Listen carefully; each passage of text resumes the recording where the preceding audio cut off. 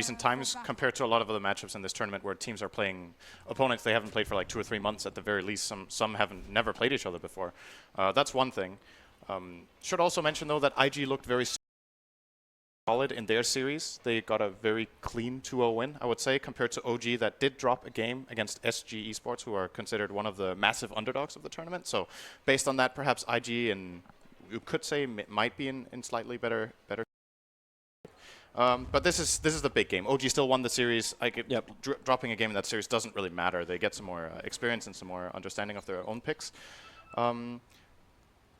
I personally am glad to see that when Arc Warden gets picked, it gets run in the safe lane this game. I think, in my opinion, the hero has a lot of weakness in mid lane because its laning presence is based on some very situational things, like Flux doesn't really work if you're next to the creep wave. Sure, if you can rotate and gank with someone, it's great, but if the counter gank is there, Flux is useless. You just have the other support back him up or whatever. Arc Warden's base damage is pretty weak for a mid lane hero. So if you take him out of the mid lane and we look towards timing, because OG has always been a team which has always come with a plan. Like it's like that 25, 35-minute win. How do you actually work that in with the Arc Warden? Like, what's his purpose to make the team work? I don't think this is a 25-minute win. When I look at their heroes, this is more, they're more in it for the long haul in this one. And I think they might have made that decision just when they saw the Mag Jugger. Immediately they're like, okay, our chance of winning this game early is not that likely. The enemy team fight's really good. They have one of the early peaking carries in Juggernaut. So we want to play it slower and split up the map, because when you split up the map, that's when Magnus gets weak. He has a harder time finding strong RPs. Maybe you get one pick here or there. But Arc Warden is a zero-risk split pusher. So is Invoker if he uses his Fort Spirits, and so is Clockwork with Rockets. You can keep pushing out the waves and forcing the opponent to play a bit more defensively and avoid those team fights. As far as the Arc Warden timing goes, I feel like if you put him in the safe lane more often, he will get a faster Midas overall. And this hero, to me, is all about getting that Midas as soon as possible and start ramping up. Actually, keeping my eyes on No-Tail's build as well. Ana is getting fried in mid. He almost died. He's been being ripped apart by the side blade. So OP actually, like, he went away from both Meld as well as Refraction to try and get that extra damage into Ana. And Ana missed out on range creeps. They were denied as well in front of him. I think OP hit him 7 times with side blades there. Something like that. That's pretty crazy. Forcing out a Flask minute 1 in this matchup is really, really good. Even a Tango has also been used by Ana, so looking a bit difficult for him. Bottom lane, S4 is in trouble here. This is always going to be problematic for him. That PMS won't protect him anywhere near enough, and he can't get range, or can he? No, he cannot. The Cogs will push back for first blood is spilt by Q. Both Earth Spirit and a Phoenix causing issues. Now that we're looking at this lane, I want to mention what I think could become a problem for IG in this game. Looking at their picks, generally, it's something I've especially seen out of OG, who play a lot of Earth Spirit. They like having a setup for Earth Spirit so he doesn't have to engage for them. You have like, they often play S4 on Clockwork or Axe or this type of hero, Centaur, we've seen. In this game, the only setup IG really have for their Earth Spirit is the Magnus. And that is blink reliant, and it takes time, and you don't really want to go for that one hero RP necessarily. Maybe you can get a blink skewer. It's a lot harder to play Earth Spirit as the primary engage. It's really, really difficult. Speaking of his engage, he's already having another play down here with S4. Q and Icarus dive forward, the Cogs actually pushing him around. Great Cogs. Q knew he couldn't just jump into that. They're pressuring him decently, but as is always the case with offlane Clockwork, in my opinion, his biggest strength as an offlaner compared to every other hero is his ability to cog the wave. Like, even if you have an awful matchup, you still get experience. S4 is getting Trilliant here. He's almost level 3, and both of the supports on the enemy side have been kept level 2 and haven't got, I think they've got one big pull-off so far. So not looking too bad for him, and of course, it frees up a lot of space on the other side of the map that he is keeping 3 heroes in check. Rolling Boulder again on bottom lane, so the 3 are in check. Burning can't get close enough. He can commit the Mango to go for the spin, but when the Cogs just block your path, there's just no way forward, and thanks to the illusion rune that S4 had, Phoenix wasn't getting away that cheaply either. G-Rex is spending a lot of his time as well just harassing in OP. He only just hit level 2, and he tried to leech as much as he could from XXS. It's slightly concerning, though, when your mid lane is going like this. Of course, TA has a massively favorable matchup in this, but it's still, even with Jerax helping out, OP is doubling up Ana right here. And when Jerax is in the lane, they're sharing experience. So Ana is going to lose out even harder in terms of levels. But right now, they probably feel like it's worth it just to get him the CS, so he can at least get toward that more than likely early hand of Midas. Yeah, if you can reach it in time. The biggest farmer is still going to be Notel, and that Midas timing you're looking at, he's currently walking around with a glove of haste, and he'll bypass the boots just because no one's contesting him. XXS came up here for a short period of time, but he's back to farming. He's hit his level 2, so now level 3. Second level up and Empower over the second point of Shockwave. So it's all about just stacking his camps and farming it. And this is what Jirax, like, his timing is perfect for this. He's here for the 4-minute bounty room, which he'll also steal from the Magnus, and a fair chunk of the experience. Middle lane, Ana, troubled, but Ghost Walk. This is still... I think IG are more than happy with what's happening right now. Of course... Burning, going for the spin with the Sunray. S-Force trying to make a break for the tree lines, and he just can't do anything. The creep wave wasn't going to help him out there, and Burning just committed properly for it. That is one issue that Clockwork will have with this item build. Actually, Poor Man's Shield is really bad.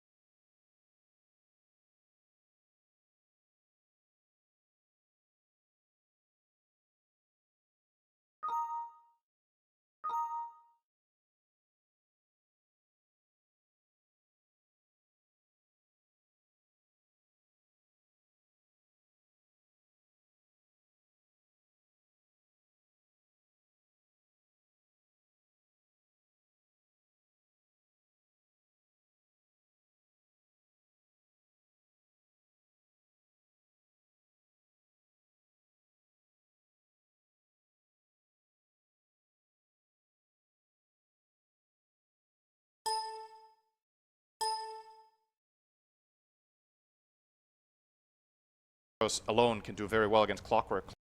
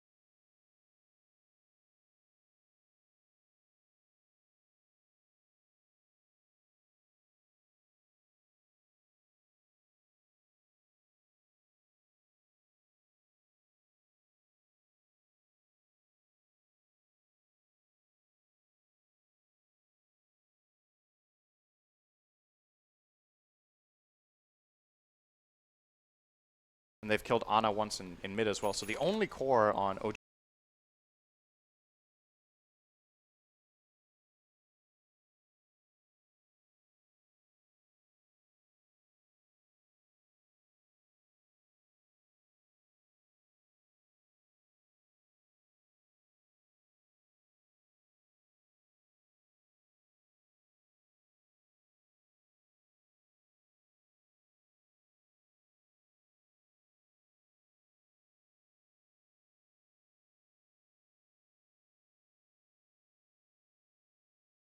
perfect type of hero for No-Tail, who is a very mechanically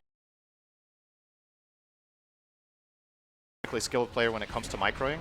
Right up his alley, where he's played Chen, Meepo, those type of heroes. So a good archetype hero for the player, and so far he's showing good play. Well, it's kind of surprising, and I know the panel's probably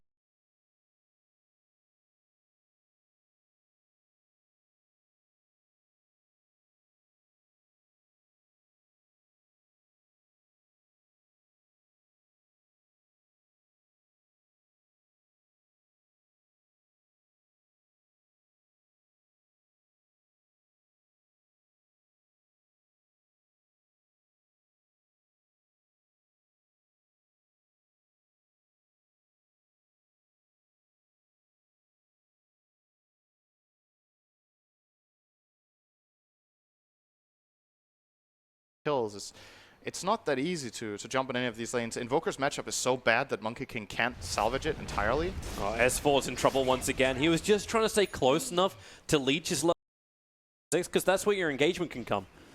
That's when you have your hook shot. OP wants to try and run out of here. He's got himself a haste rune. Jirex kind of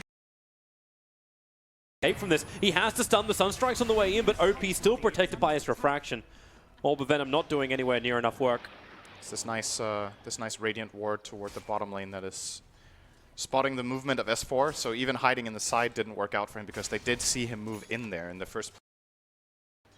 Yeah, this does not look good for OG. This is not the kind of early game you want to have against a lineup with an off-lane Magnus. You know, if you're losing the laning stage this substantially to a lineup with Magnus, you just know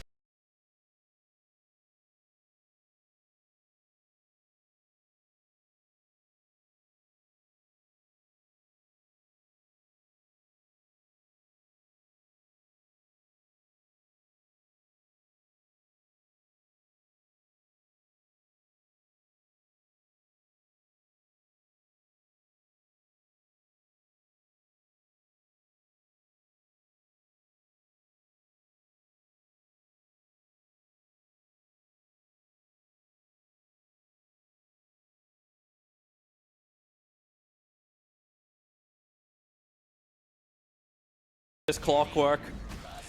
He's now 0 for 5. he's still... Okay, so his first few minutes, the first 3 minutes where he died once to get level 3, and then he had level 5 by, I think, about 5 or 6 minutes with a decent amount of CS. Top lane. Everything has fallen apart since then. No, can't jump in far enough. The Sunstrike's actually going to be almost on mark. The last attack from Notel will find the kill once again, so XXS, the only 2 kills that OG have achieved so far has been on the offlaner of Invictus Gaming. But this can turn into a push. But thanks to the Dire Observe Ward they've got down, they understand support was rotating in. So the Spirits are in the tree lines, and OG, they almost throttle this into a choke point if IG want to defend it. Okay, there is no choke point. The Spirits are just everywhere. This is contamination of the Radiant side. One of the really big strengths of this hero is how you can cover angles, and they also have Monkey King to scout out these angles, so they can push fairly confidently here, and IG seem to understand that this is not a tower they should try to defend. Unfortunately, Notel does not get the last hit there, but the tower falls. That's a clear advantage in their safe lane compared to the opposing one, where Burning is trying to get the tower down to half. That's one thing S4 did accomplish down here. He died a lot, but he protected his tower in doing so. Oh, there's a hook shot. Global. Yeah. Going down to bottom lane, the hold him in position, the Sunstrike connects, and Burning will fall. Jirex wants to go for a little bit more, jump up, then into the spring, trying to slow down Q. Unable to actually do so, because support was too far away, but this will turn into a push now on bottom lane. That's how fast you can get your Clockwork back into the game. Level 6 is the turning point, and they delayed it so well. I'm very surprised this Clockwork didn't find his level 6 until I think minute 10:30-ish was when S4 got it. Very, very slow by his standards, but finally get some space here. At the same time that happens, like you get the Hand of Midas over on the Invoker, OG start forcing buildings, Q, it's no tail, it's no risk again, tail in through the rear, Phoenix can't even get his egg off, he can't even dive away, but the kick from Bobica, perfect, Jirex is controlled, now Fly under the control of the spin. S4's cogs cannot create enough space for that one, in fact they can't do anything when he's in that spin. I still think OG, despite trading 1 for 2 there, it's important that Ana gets some space, really. They're trading it for a bit of space top for the Magnus, but I think overall the approach of trying to pressure IG a bit and not letting them sit back is good. They just need to not overextend too much. If this game just slows down and everyone is farming, I feel like IG will be the ones who will have the more successful moves. Shot perfect on the mark. Sunstrike will connect. Notel was starting all that one up with the haste rune he picked up before. Damn, Flux just seemed to burn through that refraction really fast. I'm actually not sure how often it deals damage. It was actually like incremental. How many instances it is. I've played Arc Warden once in my life. Was not very good at it. Didn't really enjoy it particularly much. Pressed a lot of buttons with my Necrobook. Had no idea what I was doing. Just let the illusions push down the lane. The minion came, press right? the buttons, get an ultra kill. What did I just do? That was that time. It's a bit different now. That was the start of Arc Warden when he came into Dota. The hero is different now. So I'm not sure how many instances this Flux deals, but it definitely, if you look bottom at Burning, it looks like it's dealing once every half second, I would say. Something like that. So can very quickly get rid of these refraction charges. from OP. And now Notal can actually do like solo pushing. And because he's adding this pressure, Fly's getting more space up on top. We've got another hand of Midas in the quick fire, rolling boulder forward. Dear. A little bit of trouble for Jirax getting caught in the tree lines. He's actually going to go into the Wukong command with the Sunstrike. Bobaca's going to fall. Now you got the Phoenix Egg down. Unfortunately, Wukong command not that OP that it can help kill off the Phoenix Egg. Surprisingly, Jirax didn't manage to finish the ward. I think he might have been hit by a Fire Spirit and he canceled his attack because originally he came up there to D-ward and now he didn't manage. At the very least, they know there's a ward, and trading there for him is great. Like he was completely done the moment the Earth Spirit rolled on him. So even just managing to turn that into 1-for-1 is very good. So what's the status on this game right now? I think overall IG are still, they're sitting on a slight lead as far as the graphs go, but from a game plan perspective, I would like to see IG try to push a bit more on some towers. This bottom tier 1 tower, I think, is up for grabs, at least. Are they actually looking to push? Because normally, like with Mid Burning, lane, they Ana. wait. Oh, good hook shot, though. Can they actually hold him back with the hooks? The cogs don't do enough work. This is going to cost them a tower as well, because now they use global and hookshot to try to save him. So this top tier 1 is down. No-Tail did manage to get a trade off bottom. He already has this very quick Shadow Blade. Arc Warden in the past was played a lot with Necrobook, but the common build nowadays is going Midas into either Shadow Blade or Maelstrom, and then the other item. And then you will generally upgrade both of them into Silver Edge plus Mjolnir, just because of how insane your clone gets. Having these 2 Mjolnirs, one of them being, like we talked about, the risk-free clone. It's 180 gold you give away if you die. Yeah. It's manageable. It's very powerful. With the Arcane Rune as well, he's just managed to pick up. Push, push, push. So she's going to TP back in towards the mid and go for the next tier 1 tower. It's the last tier 1 tower remaining for IG. I think IG should just go bottom right now. Global being on cooldown should be enough for this Juggernaut to be able to poke and prod that tower down if they have the backup. Magnus has his Blink Dagger. They haven't used RP yet this whole game. I believe the Phoenix Egg is now up, Supernova online. TA is still 1,000 gold away from having the Desolator, so... Might push for T2. Ooh, this is a very, very good mischief by Monkey King. He's in a great position right now. If he's the fake tree. Yeah, that is not a tree you will notice. Oh, will he you? noticed it! Oh, the silence, he knows it!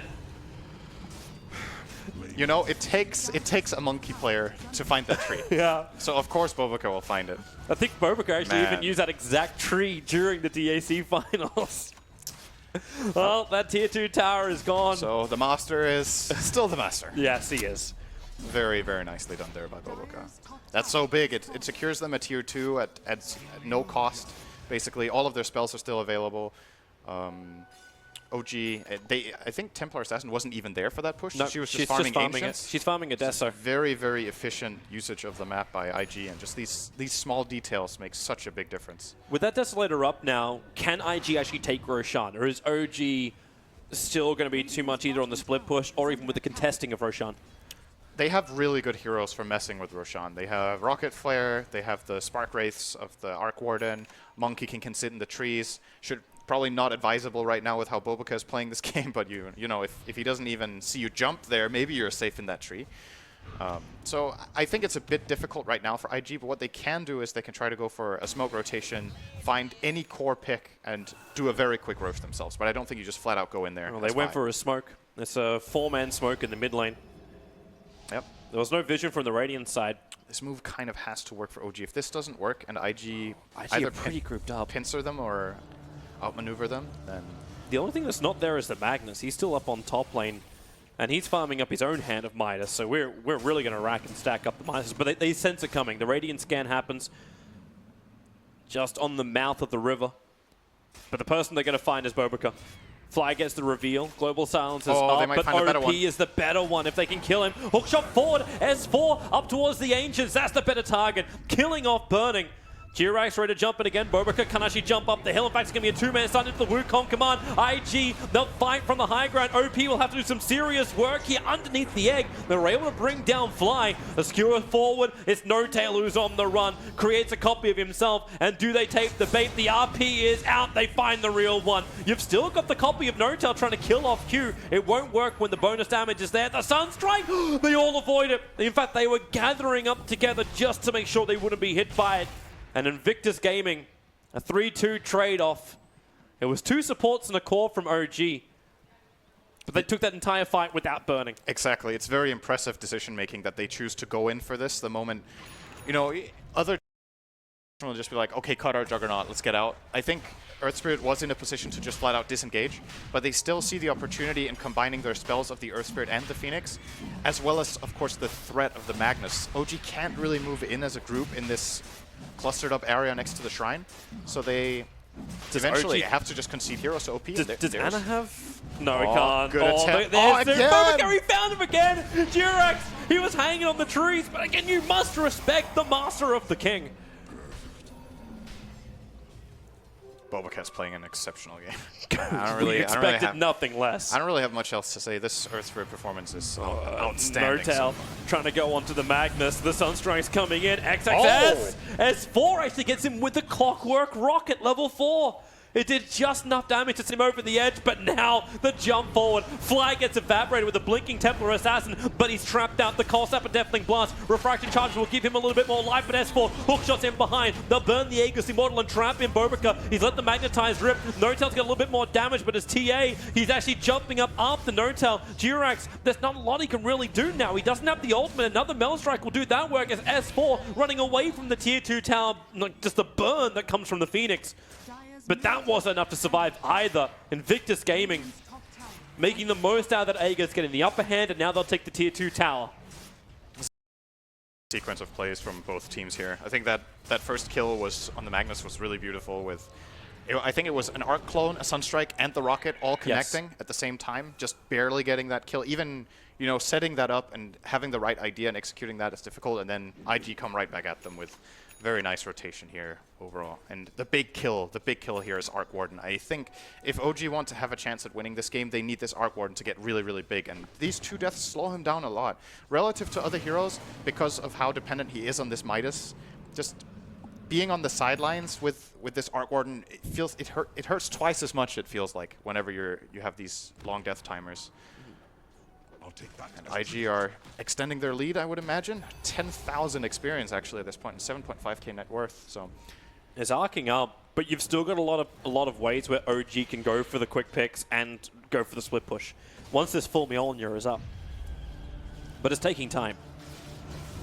It is, and they're very dependent on S4 delivering at this point. It feels like the hook shots needs to land. If they miss a couple of hook shots, the fights are just so difficult to take. Notel is doing what he can with these Shadowblade plays. They're obviously very well done, but it just seems like at this point IG will just be getting more out of the map. They've taken 2 tier 2s. OG have only taken 2 tier 1s, so they're 2 towers up.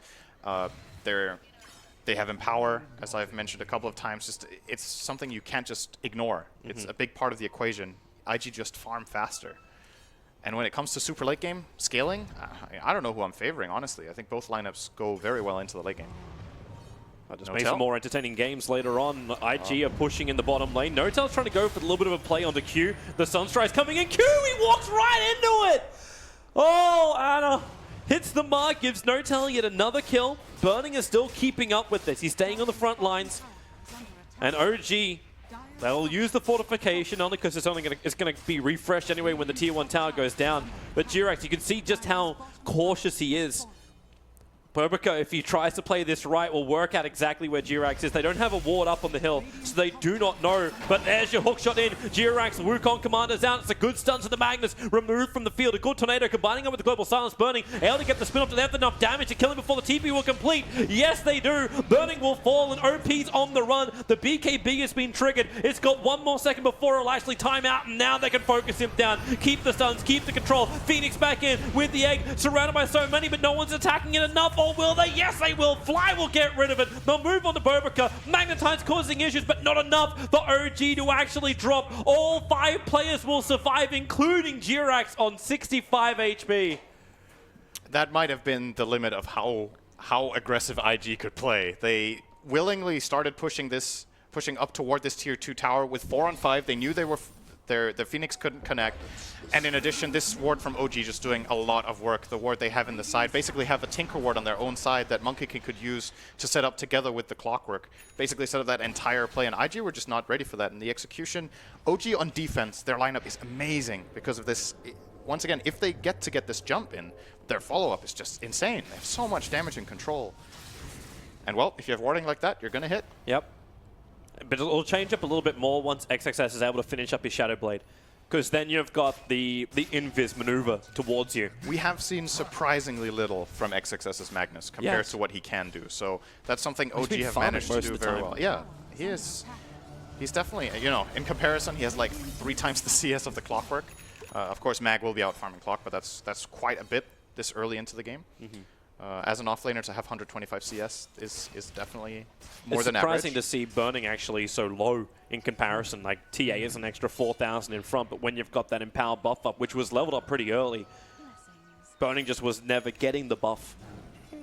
Yeah, they weren't really connecting and using the Magnus to its full potential. I would definitely agree with that. But that's what you're asking for, right? Like, you wanted to have them split the game. You wanted to have OG split it up so IG couldn't do this. Yeah, they might have felt pressure to constantly go and defend their lanes and deal with the split push. If XXS is on that duty, obviously he can't connect as well for the fights. But now that he has the Shadow Blade, things change. Because now, if OG try to split push with anything else than an Arc Clone or these Invoker Forges, he can find a pick. And even like RPing and killing off any core should give them at least the tier 2 tower bottom. Because they push really damn fast with these 2 Empowers and the Deso, and even now double damage on TA. She is ready to go. Just need to find an opportunity. How much did OG pull back there? Wow, that was a really big swing. Yeah, I mean, it was a 5-for-0 fight, but that's 5k net worth and a good... The experience cracked down from 12,000 to, 4,000. That is a dream fight for OG. Yeah. Very nice. And they can get momentum now. That hand of Midas is almost done over on Jirak, so he'll have his shortly. And the Mjolnir on Arc Warden is a really big deal. That's actually 4 Midases. The only one from OG that doesn't have a Midas right now is S4. And that's because he's building Lotus. But I thought we nerfed Midas. I mean, we kind of did, but still. It seems it's still very good. Oh, Sunstrike trying to kick in again as the No-Tail clones. They're just doing as much damage, and you can get the BKB out of OP. This is now down to 8 seconds. We're 25 minutes in, and you're down to an 8-second BKB. This is Arc Warden territory right now. If the game plays like this, that is exactly what OG want in their lineup. It's generating so much space for the Invoker, and gathering a lot of information. I mean, it's one thing if you don't pressure them away that much with the Arc Warden clone, but if you just spot 2 heroes with it as a scout, Ana knows exactly how he can play. He just needs the information, and he's farming the enemy jungle.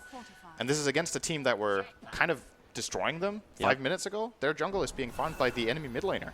I just find it so amusing that you can go from one game where Ana's playing it to such a synergistic combination between Ana as well as No-Tail. Like, and this is just like the second game, you change something up, and then the combo just works. Definitely feels like this safe lane Arc Warden has been practiced much better than the 2 mid Arc Wardens we've seen so far. Yes.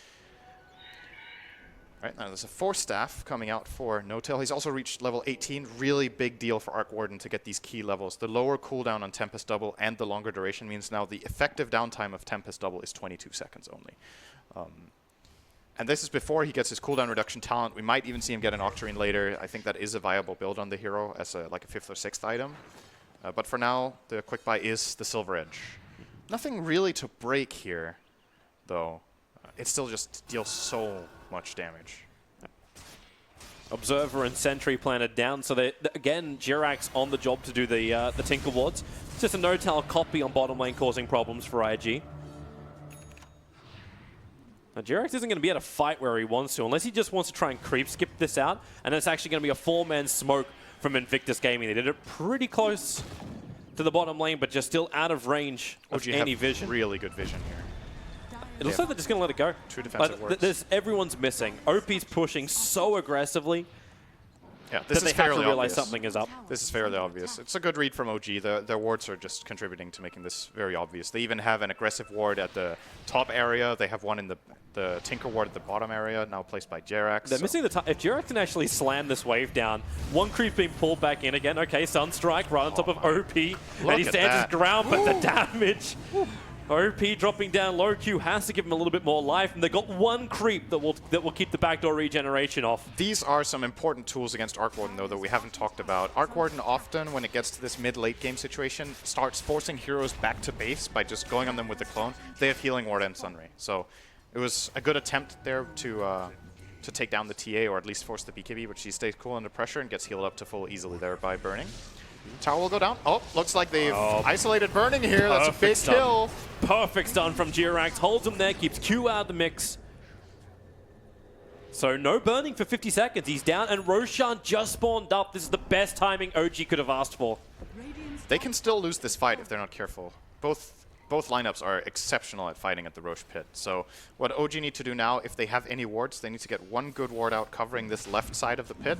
That is what is happening just now. Oh, that was a sentry. I think they might be out of observers, actually. So they're feeling a bit cautious about this because, they still have the deep observer ward down. They do have the deep one. But if IG take any other angle than this one, which they don't, so... That was just in range, and they knew it. S4, the Cogs blocker, mount the perfect Wukong command, and Global Silence. Phoenix having a hard time getting out of that, but it's a little bit further up towards the Roshan pit. S4's not a healthy man, especially when Fly gets hit by the meld. Roshan's low, they're going in. Bobika the perfect kick, the RP, and then the hook shot. It doesn't actually connect onto the Magnus. OP's got a triple kill, and this is it. This is IG taking Roshan from under the nose of OG. Without even having really the Juggernaut there. And the reason this is even possible is that both Invoker and Arc Warden are in the Roshan pit. Else this engage that Jerax manages to set up with the Wukong command and I think there was a global on top of it. Yeah, it was. Pretty sure. There was. That is kill potential if the other heroes of OG are in position, but they're obviously doing the Roshan, so they have to make a choice there. And unfortunately for them, IG managed to survive through the global silence and the hookshot misses, then there's nothing left. They're committing for clones, but only 4 staffs and just a little bit of extra damage. Notel trying to slow this up as much as he can. It's OP who's the immortal one, so Burning doesn't have to take all this extra damage. Now there's a full Bloodthorn onto the Templar Assassin. Well, how are we looking as far as detection goes on the Radiant? They actually only have Dust on Phoenix, because if you want to kill this Arc Warden, I think at this point in time, your TA with this Bloodthorn is able to easily solo up the Arc Warden. You just need to find him and have detection. But they're fully reliant on Phoenix being in that play. I would like to see some detection come out for Bobuka. He's had super good reads this game about enemy team movement.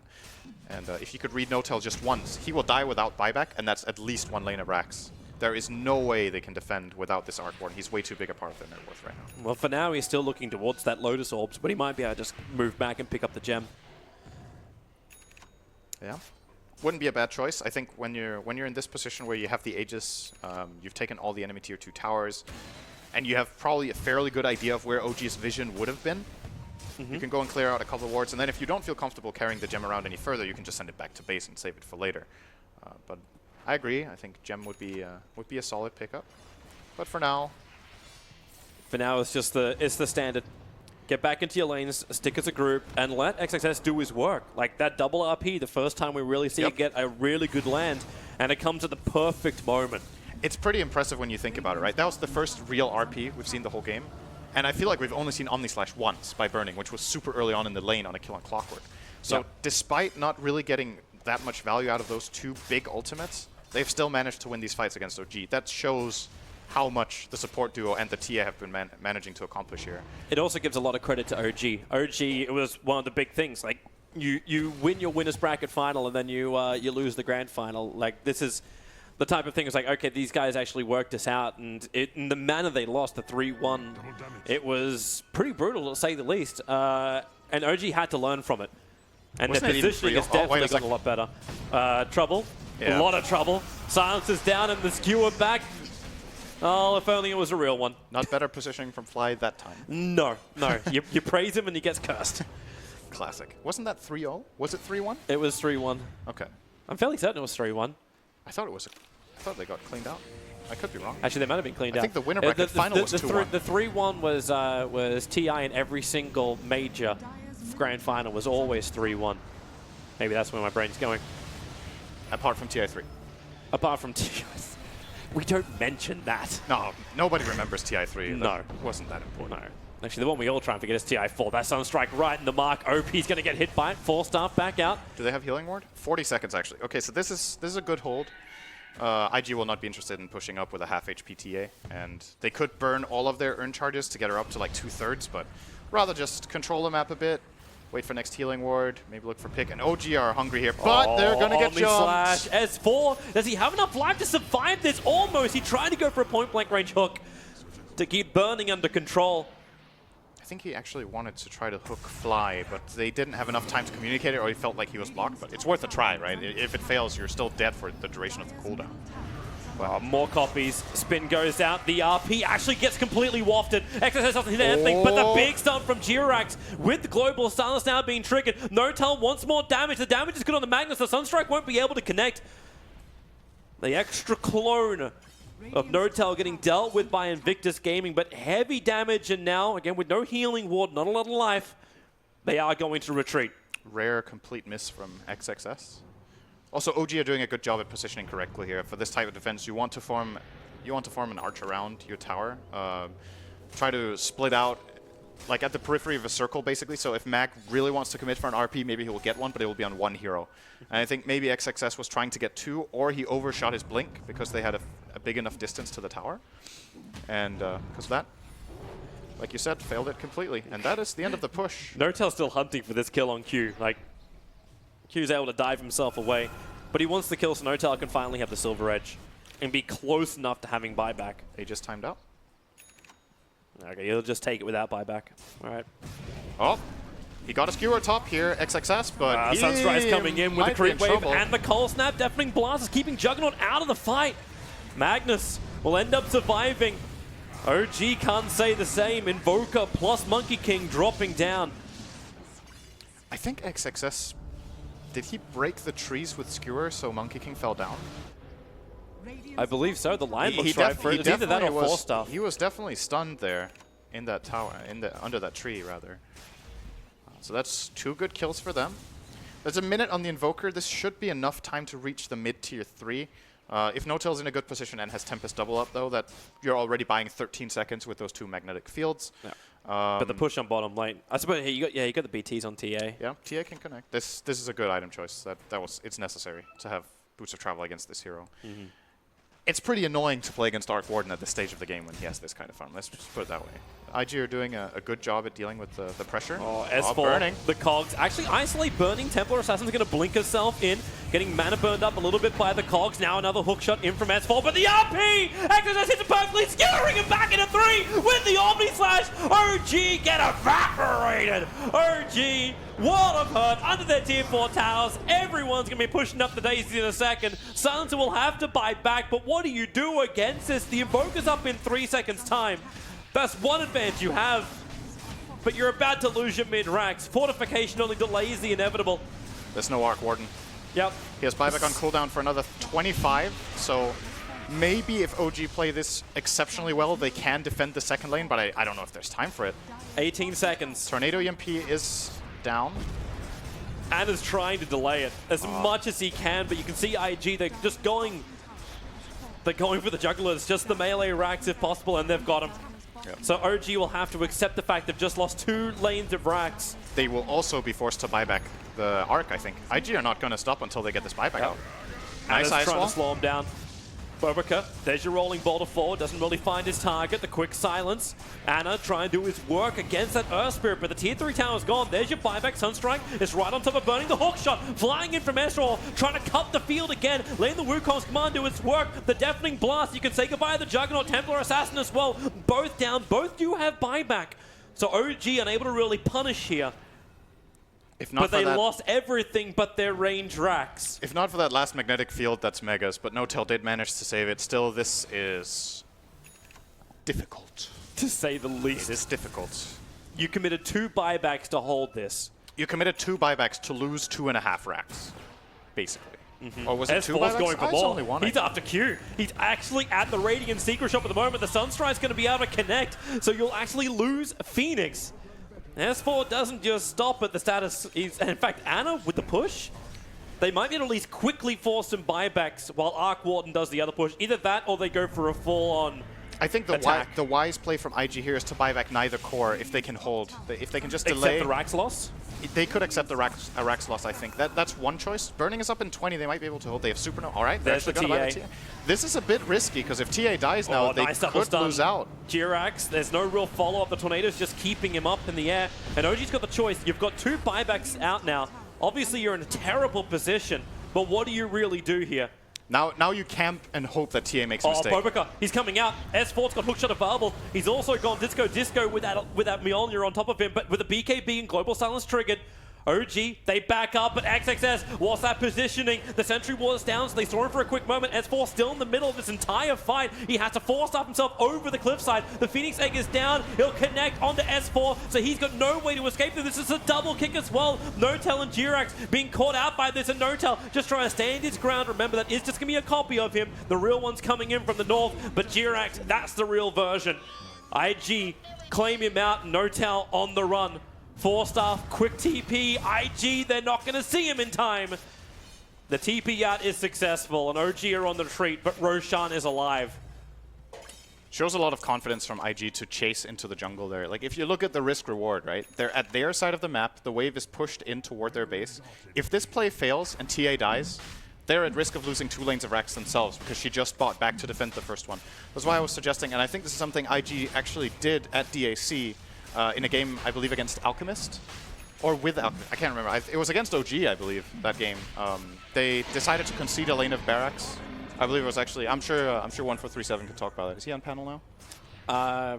He is not, I believe. No. Okay, No, I think that was part of his like really long analysis on that one game. That sometimes it's better to concede a Rax over using the buyback because it's like almost the only win condition for OG here is to kill TA, force her to not have buyback, and kill her again. Well, she's down for 5 minutes. But then exactly. again, you just got Roshan, you just got the Aegis, the Immortal on her, so she's got that extra life to work I think with. they're good to go. The thing here is, if this fight fails and she's down for 2 minutes, they have all the waves pushed in, and now they didn't lose the barracks, so for OG to come back the other way takes a significant amount of time. They need some vision, though. Like, without the vision, they can't get this pick. And with the smoke maneuvering from S4, it's going to break. And OP, thanks to the Observe Wall that's on the hillside, has very clear vision of S4. XXS is on the hunt again. Do you want to hear a prediction? Is it going to be good or is it going to be terrible? I think this game ends with an RP. That's way! There goes one, and they find Notel. A quick jump in. Notel's gone. 84 seconds down. No extra help for him. Wukong's command is powerful, but not that powerful. Burning will move up into the spin. He doesn't actually have his Omni Slash, but it won't matter. 2 heroes down for OG with no buyback. OP waits, lets the Metal Strike fly towards Anna. Actually doesn't do enough work. Anna might have enough space. No, he's alone with no friends inside his own base. That's GG. Game 1 goes the way of Invictus Gaming. Very nice play from them, and like we were talking about, this was even. It didn't even feel like, to me at least, that everyone in the team played an amazing game. I think it was 2 or 3 players that had outstanding performances. Magnus maybe a bit slow in the start, picked it up toward the end, got a couple of key RPs out. Burning, probably not fully satisfied with his Juggernaut